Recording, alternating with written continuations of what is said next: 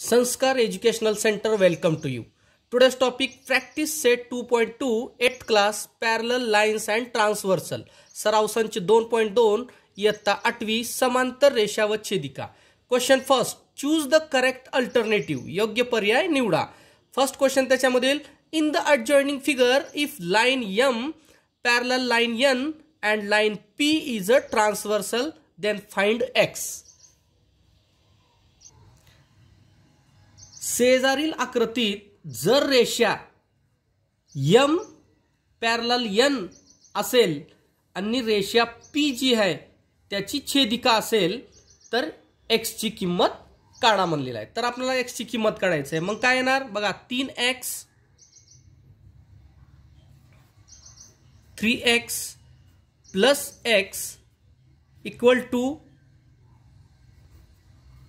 180 degree. बघा 180 degree का? कारण हे इंटिरियर अँगल्स आहेत, अंतरकोन ह्यांचं मापाची बेरीज असते 180. म्हणून आपण इथं काय लिहू शकतो इंटिरियर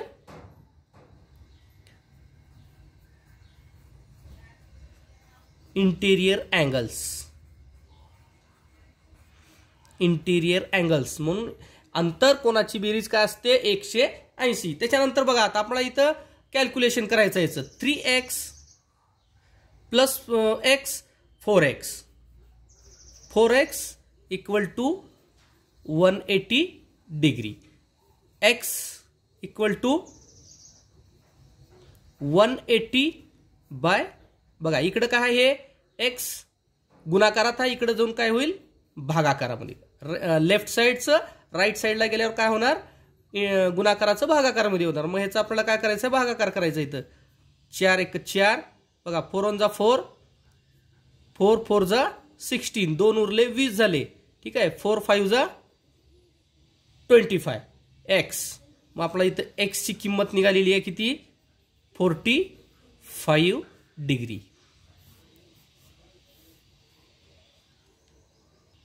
ठीक आहे बघा x ची किंमत निघाली आहे 45 degree.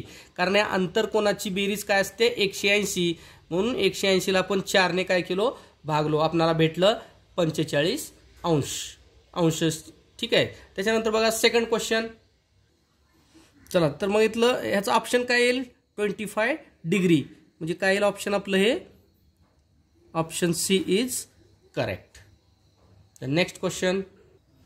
Second question, in the adjoining figure, if line A parallel line B and line L is a transversal, then find X.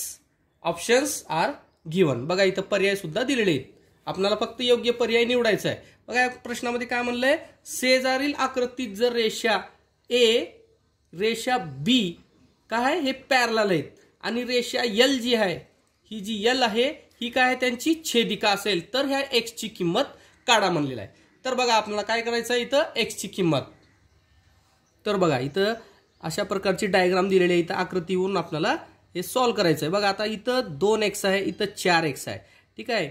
हा जो कोन आहे ह्याचं अपोजिट कोन आहे, इथं एक अपोजिट कोन असेल.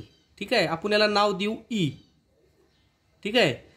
अपोजिट अँगल्स आर कॉन्ग्रुएंट म्हणजे एक ग्रुप असतात, विरुद्ध कोण एक ग्रुप असतात. मग इथं 2 असेल तर इथं सुद्धा 2 येणार. ठीक आहे. इथं सुद्धा 2x असेल.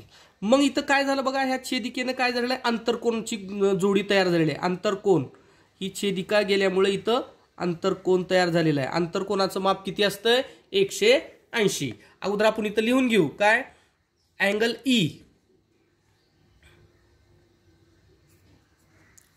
E equal to 2x. कारण काय अपोजिट अँगल्स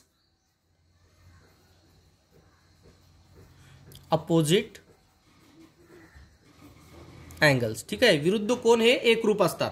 ठीक आहे. त्याच्यानंतर बघा आपण काय करणार मग आता बघा इथं काय होणार मग इथं 2x इथं 4x. मग आपल्याला इथं काय करता येईल 4x plus 2x is equal to 180 degree. 180 degree का इथं आपल्याला कारण द्यायचं आहे. कारण काय इंटिरियर अँगल्स. Interior angles. बघा अंतरकोन, इंटिरियर म्हणजेच काय अंतरकोन, ह्या छेदिकेमुळे अंतरकोन तयार झाले. अंतरकोनाचं माप असतं 180 अंश. ठीक आहे. बघा 2x आणि 4x आणि 2x किती झाले 6x is equal to 180 degree. x is equal to 180/6. ठीक आहे. 6 1 जा 6, 6 3 जा 18. म्हणजे आपल्याला काय आलं इथं बघा x is equal to 30 degree आलेला आहे. ठीक आहे. तर बघा याचा पर्याय कुठं आहे, पर्याय आपला डी इज करेक्ट. ठीक आहे. आता बघा जसे इथं व्युत्क्रम कोन बघा, हे झेडनं तयार होणारा एक व्युत्क्रम कोन असतो. 4 इथं असेल तर 4 इथं बी असू शकते, इथं 4. ठीक आहे. व्युत्क्रम कोनाची जोडी म्हणजेच काय, ह्याच्या अपोजिट इथं 4 असते, म्हणजेच हे 2 आणि हे 4. तसंच इथं 4 आणि इथं 2, म्हणजे हे कसं असते सेम असते. ठीक आहे. Next question. Question number 2. In the adjoining figure, line P parallel line Q, line T and line S are transversal. Find measure of angle X and angle Y using the measures of angles given in the figure. सोबतच्या आकृतीत रेषा P parallel, बघा ही रेषा P आहे, ही Q सोबत काय parallel आहे. रेषा T व रेषा S या छेदिका आहेत. कशाच्या, P आणि Qच्या. यावरून काय करायचे आपल्याला, दिलेले जे माप आहे आकृतीमध्ये याच्यावरून आपल्याला x, बघा इथं x आहे आणि इथं y आहे, यांची माप काढायची आपल्याला. ठीक आहे. बघा इथं बघा आपल्याला या कोणाला नावं द्यायची. इथं एक समजा आपण काय दिलो A आणि ह्या कोणाला आपण दिलो नाव B. ठीक आहे. तर काय म्हणलंय मेजर अँगल, बघा इथं काय दिलेलं आहे अँगल, ह्या अँगलला काय 40 अंशाचा कोन आहे.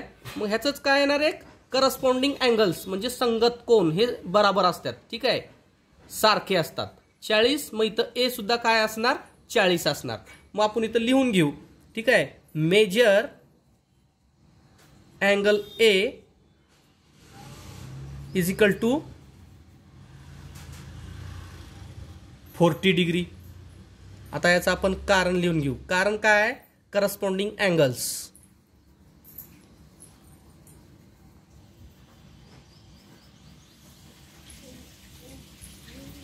करस्पॉन्डिंग अँगल्स, करस्पॉन्डिंग म्हणजे काय, संगत कोणाच्या जोड्या का असतात, सारख्या असतात. बघा ही एक अँगल आहे तर हा त्याचा करस्पॉन्डिंग झाला संगत. इथं 40 असेल तर इथंही 40 येणार. ठीक आहे.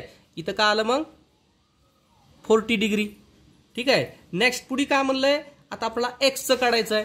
ठीक आहे. बघा आता ह्याची खालची काय आहे, खाली काहीच दिलेलं नाही, त्याच्यामुळे आपल्याला काय दिलेलं आहे इकडं बघा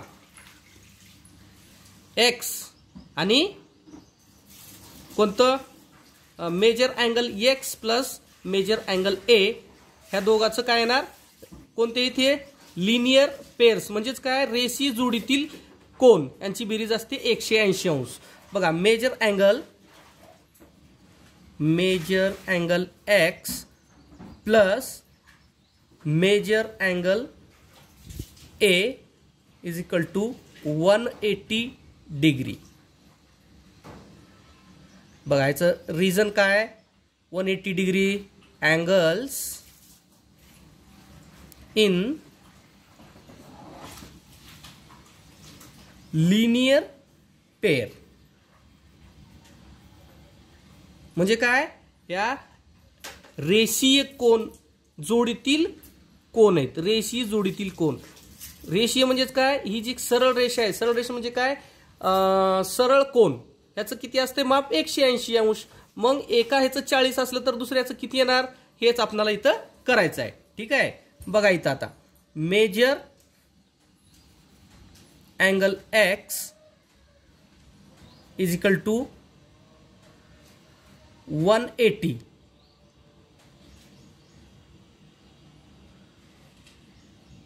नाही 1 मिनिट 180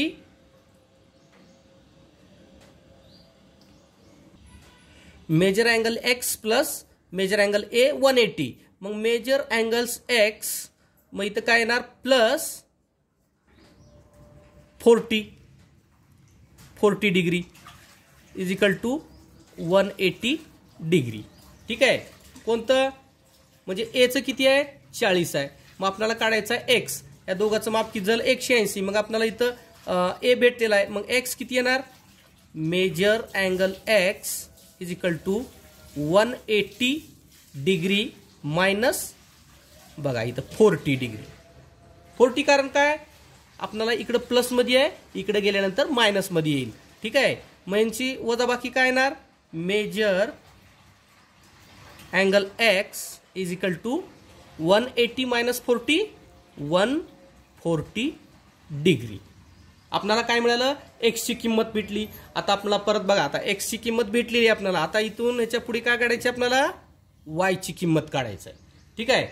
बघा आता वायची किंमत कसं काढणार.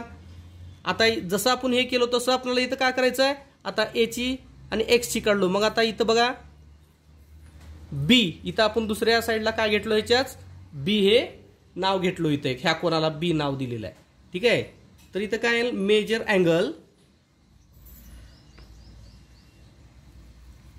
Major angle B is equal to 70 degree.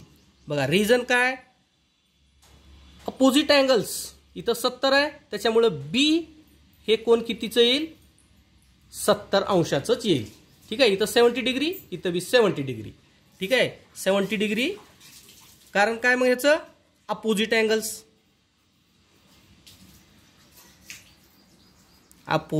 Angles म्हणजेच काय विरुद्ध कोणाचं माप काय असते सारखं असते. त्याच्यामुळे आपल्याला इथं काय लिहावं लागेल मग पुढे measure angle Y plus measure angle B is equal to 180 degree. कारण काय 180 डिग्री बघा इथं काय झालेलं आहे इथं 70 आहे. ठीक आहे. मग इथं काय येणार आपलं 180 आलेलं आहे विरुद्ध कोण. पण हे कसं आहे इंटेरियर अँगल्स आंतरकोन आहेत. कोणते आंतरकोन आहेत बघा इथं आंतरकोन इथं 70 अपोजिट 70 आहे. मग 70 म्हणल्यानंतर मग बाजूचं काय येईल आता हे आंतरकोन तयार झालेलं आहे ह्याला. ठीक आहे. ह्याच्यामध्ये आंतरकोन तयार झालेला आहे. इथं जर 70 असेल तर बाजूचं काय येणार बघा 180 झालेलं आहे. हे काय झालं इंटेरियर अँगल. ह्याचं रिझन काय इंटेरियर अँगल्स. ठीक आहे. आंतरकोन. मग इथं काय येणार बघा measure angle Y plus 70 degree is equal to 180 degree. ठीक आहे. 180 डिग्री. मेजर अँगल बघा पुढे आणखी measure angle Y is equal to 180 degree minus 70 degree. बघा काय येणार मग इथं लिहून घेऊ आपण. ठीक आहे. मग measure angle Y is equal to 110 degree. ठीक आहे. 180 मायनस 70 110. हे कशाचं माप भेटलं आपल्याला वाय ह्या कोणाचं माप भेटलेलं आहे. ठीक आहे. ओके. हे आपले 2 क्वेश्चन झाले. पुढचे 3 क्वेश्चन दुसऱ्या पार्टमध्ये नेक्स्ट पार्टमध्ये घेऊ. ठीक आहे. आणखी जर चॅनलला सबस्क्राईब केलेलं नसेल तर चॅनलला सबस्क्राईब करून घ्या. ओके. थँक्यू.